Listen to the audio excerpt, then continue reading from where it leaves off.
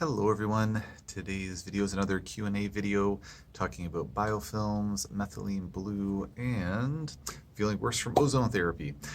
Before jumping into the video, if you don't mind taking a quick moment to please like, share, subscribe, and or post a quick comment on the video, I'd really appreciate it. So thank you in advance for taking a second to do that.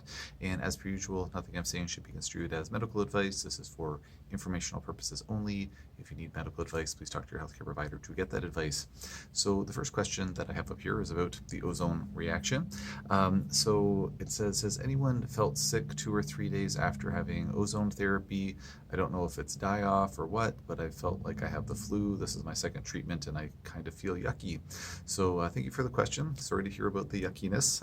People don't say yucky often enough, outside of their childhood anyways. So thank you for the yucky today.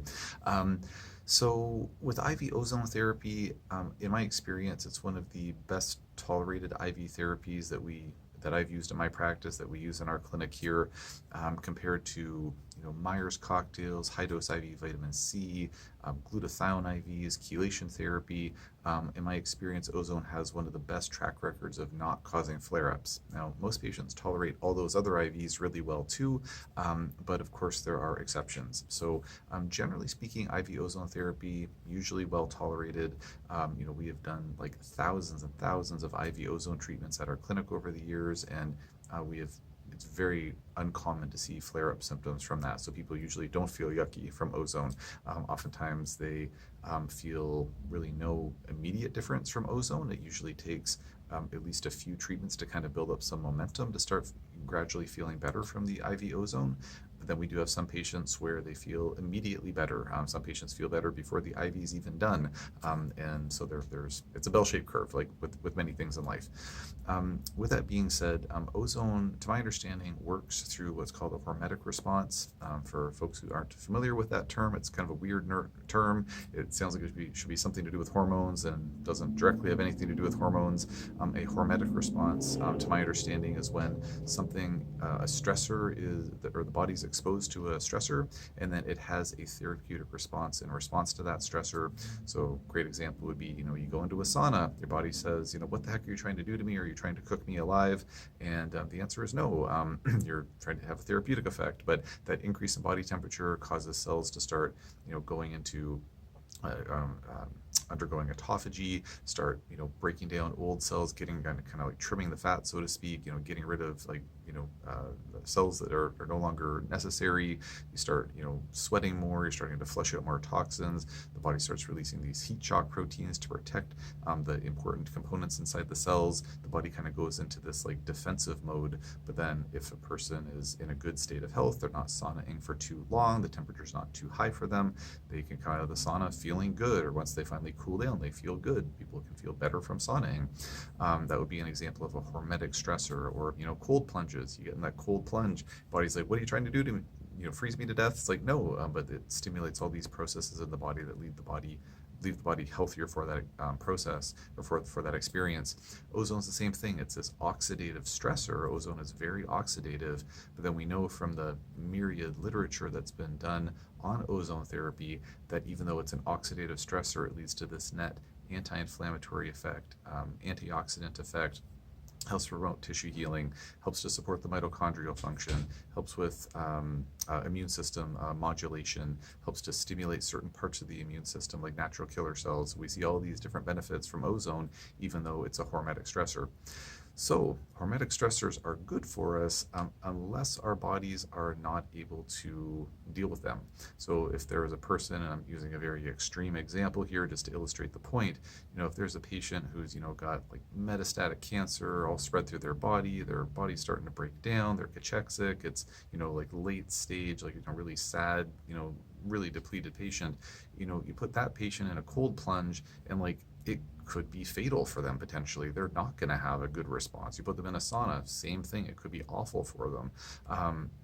And so, again, using a more extreme example, like hormetic stressors are going to be therapeutic in the right setting. So a patient who gets ozone IV therapy, in my practice, if they're really quite, overwhelmed, quite downtrodden, it seems like their bodies are not able to they're not getting the right kind of support to make good use of the ozone.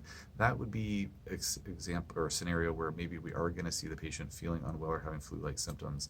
The other possible explanation is it's a Herxheimer reaction.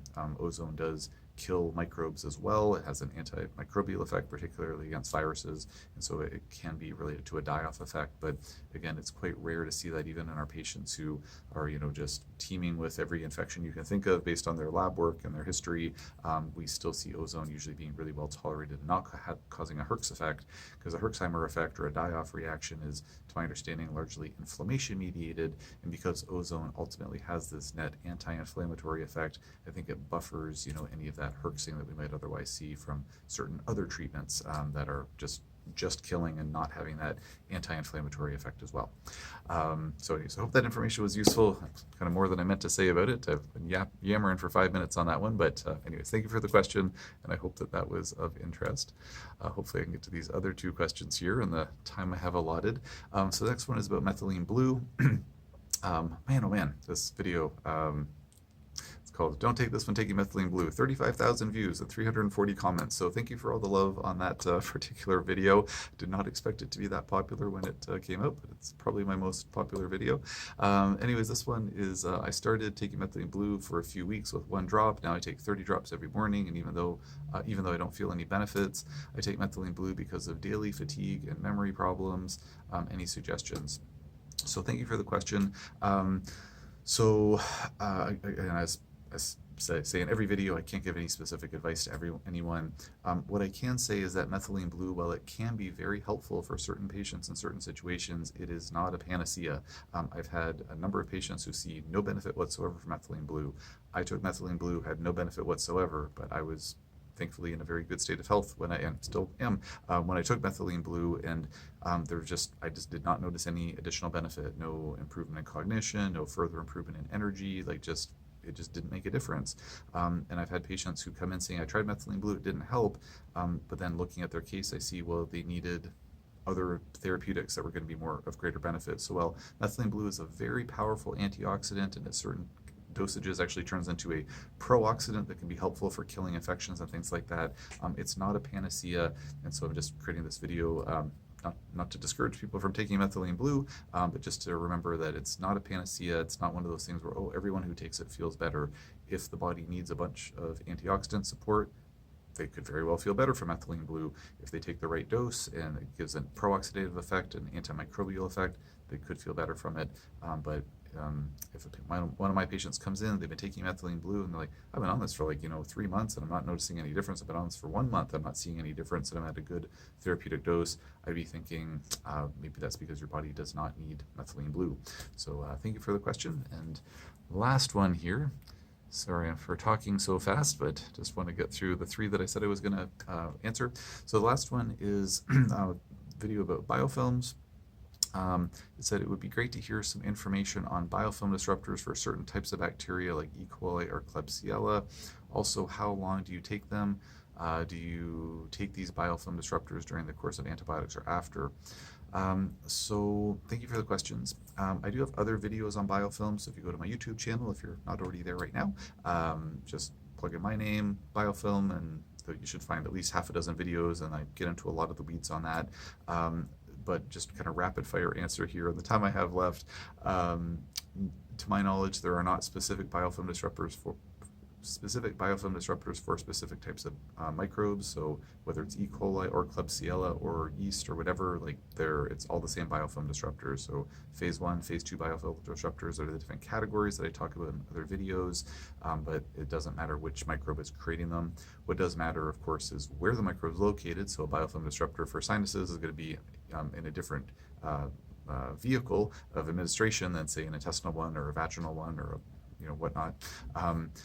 How long do you take them for? Talk about this in other videos, but it really varies. Oftentimes anywhere from 2 to 6 months, but it depends on the case. And then do you take them during or after antibiotics or other antimicrobials? And it depends, but usually I treat with antimicrobials, And then if the patient's hit a plateau or showing signs of relapsing, then I'll bring in the biofilm disruptor, and I will use antimicrobials at the same time to kill whatever comes out of hiding. Got her all done. Thank you for the questions. If you have any other questions, or if you have any questions or comments on these topics or anything else, just post in the comment section below. Thanks.